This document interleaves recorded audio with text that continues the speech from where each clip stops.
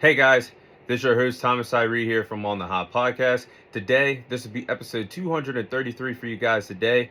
And to kick off this week's episode, I'll be sharing my NFL Week 10 game summaries of the biggest games and the biggest headlines that transpire during Week 10 of the NFL season. But before we get into the games and the headlines, there's one thing I do want to address, and that's the unfortunate passing of Marshawn Kneeland. Now, the news broke last Thursday morning that former Dallas Cowboys player Marshawn Kneeland unfortunately passed away at 24 years of age.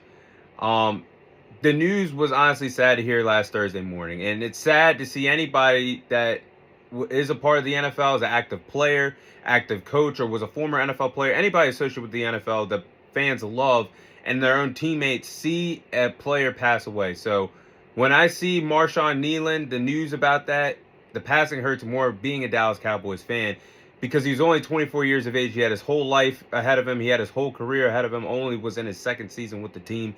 I mean, Marshawn Kneeland had an incredible story.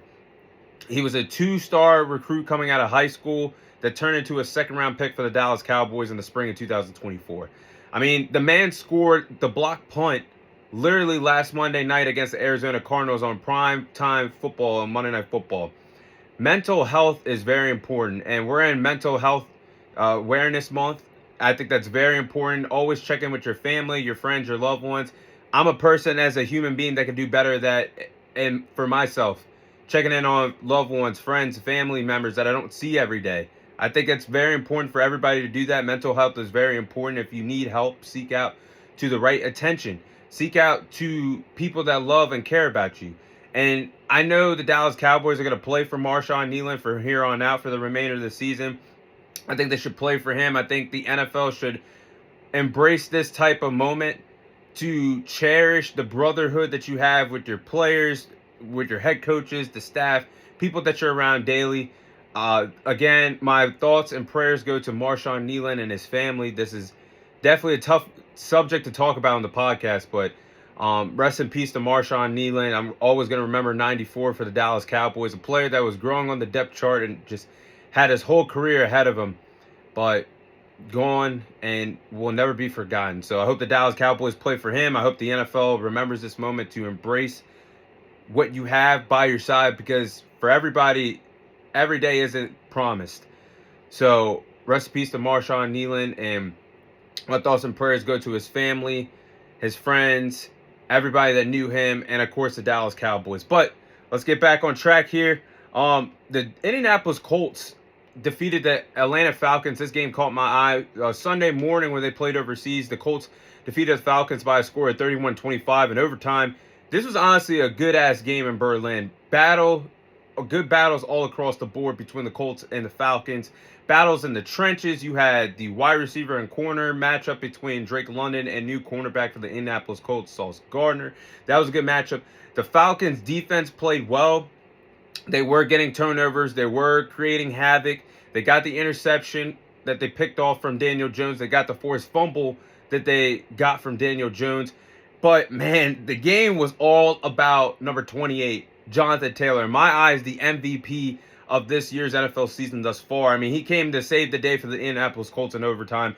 Overall in this game, he had 32 carries for 244 rushing yards, 42 receiving touchdowns, 3 total touchdowns, a walk-off touchdown to help the Colts beat the Falcons at overtime, and had an 83-yard touchdown, the longest run in his NFL career, that went in for a touchdown. So the Indianapolis Colts, they're still here, guys. They're 8-2. They got full momentum, control their own destiny in the AFC in terms of getting the top seed. They're in full control of the AFC South, firmly in control, first place in the AFC South.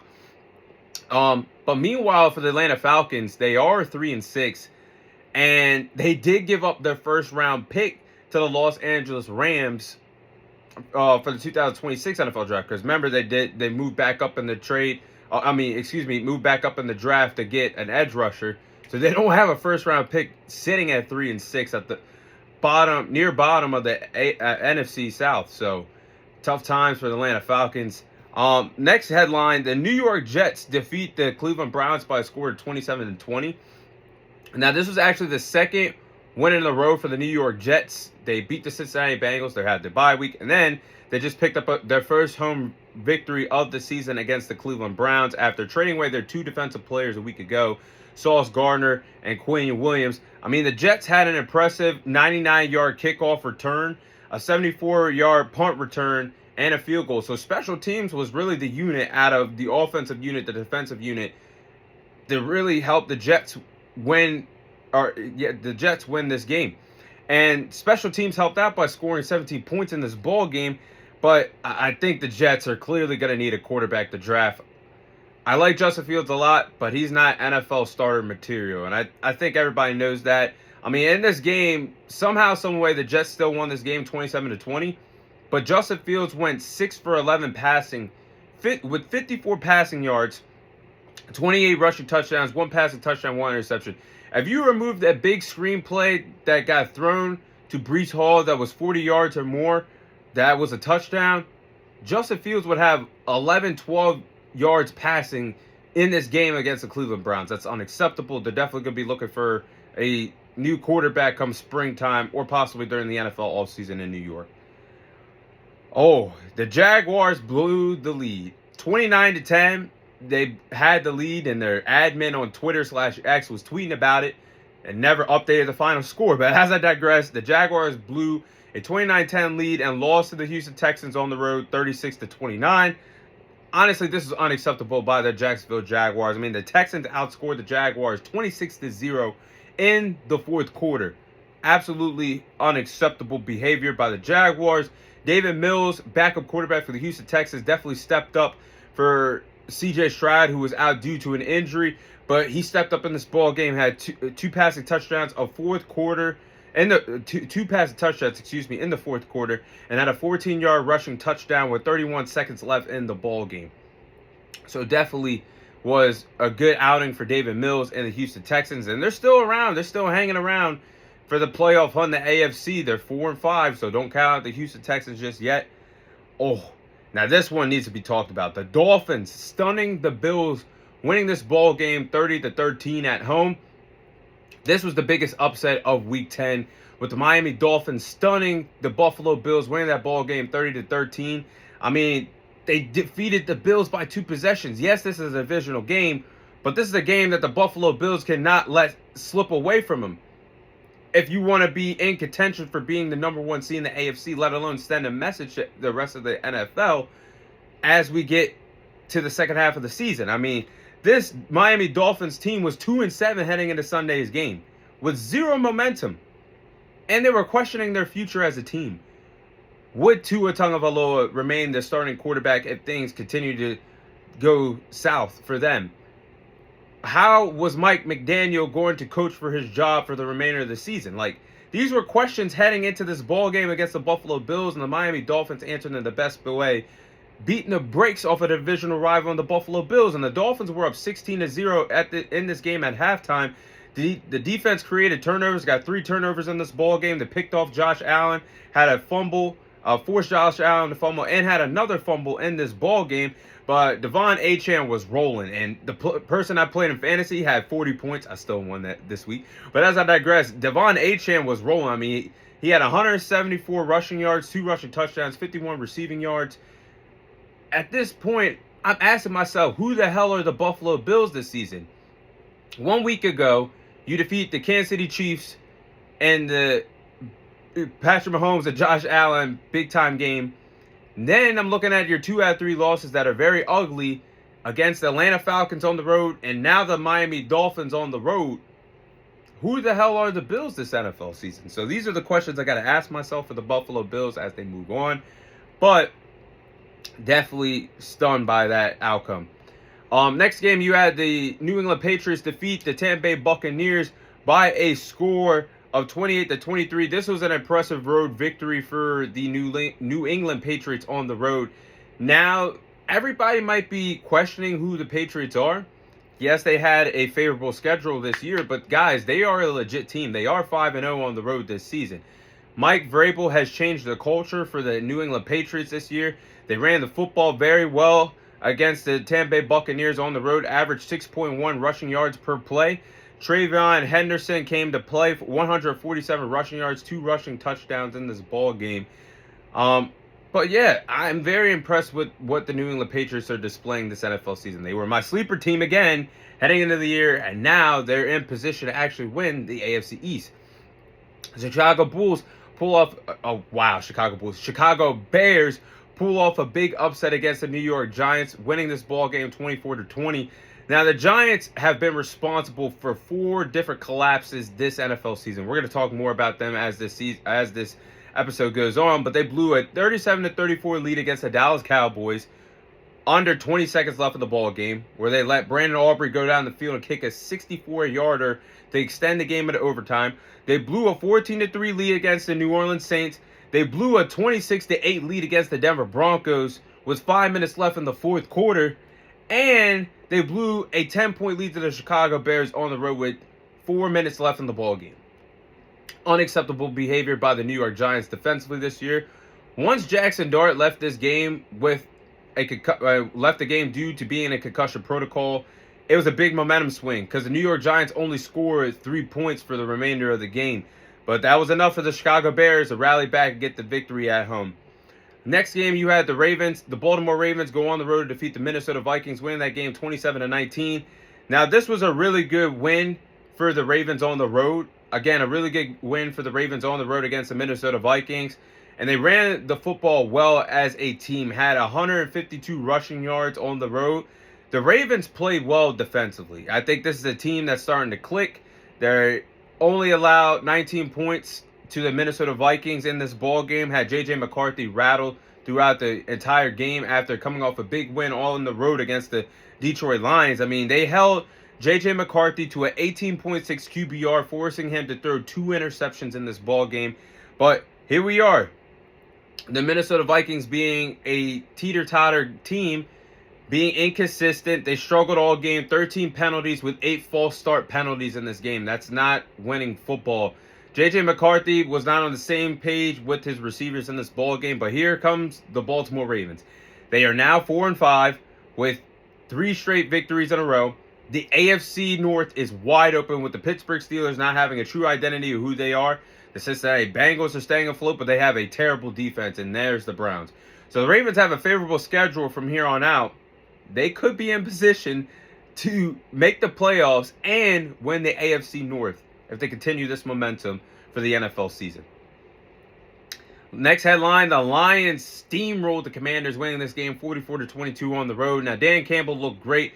Play calling against the Washington Commanders. The Lions had a total of 546 total yards of offense Sunday against the Commanders. I'm honestly interested to see how the play calling looks for the remainder of the year. It looks like Dan Campbell is going to take over the play calling from John Morton. I think John Morton wasn't the worst offensive play caller thus far. I mean, this was his first time getting the privilege to do at the NFL level, but it just seemed like the offense lacked flavor from what Ben Johnson provided him a year ago. But then you give the play calling to Dan Campbell, it doesn't miss a beat. So the play calling looked really interesting. I want to see how effective the play calling is going to be for the Detroit Lions when Dan Campbell and the Lions go on the road to play the Philadelphia Eagles Sunday night. That's going to tell us a lot about how special Dan Campbell could truly be as a play caller, as special as he is as a head coach of the National Football League. Is Matthew Stafford the MVP?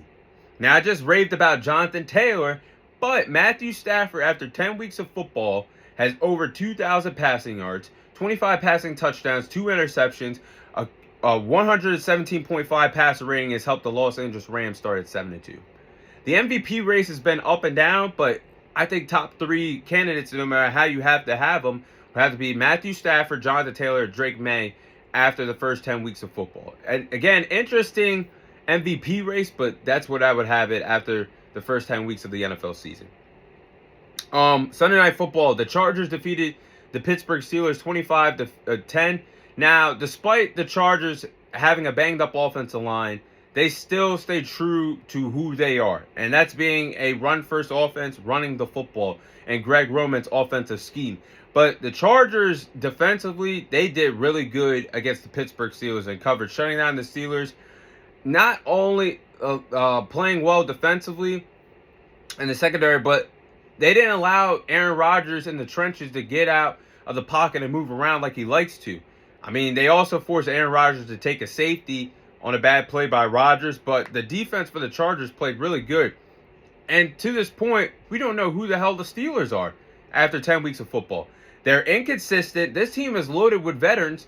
We don't know why star players like Jalen Ramsey or DK Metcalf can't step up when the Pittsburgh Steelers need him, especially in big moments on primetime football. So if they want to continue this, they're going to finish at the 9-8 mark. Ooh, the 500 mark for Mike Tomlin. But you ain't going to be a contending team, let alone win your division if they continue this. So they got to fix their inconsistent flaws that they have shown against some pretty good teams.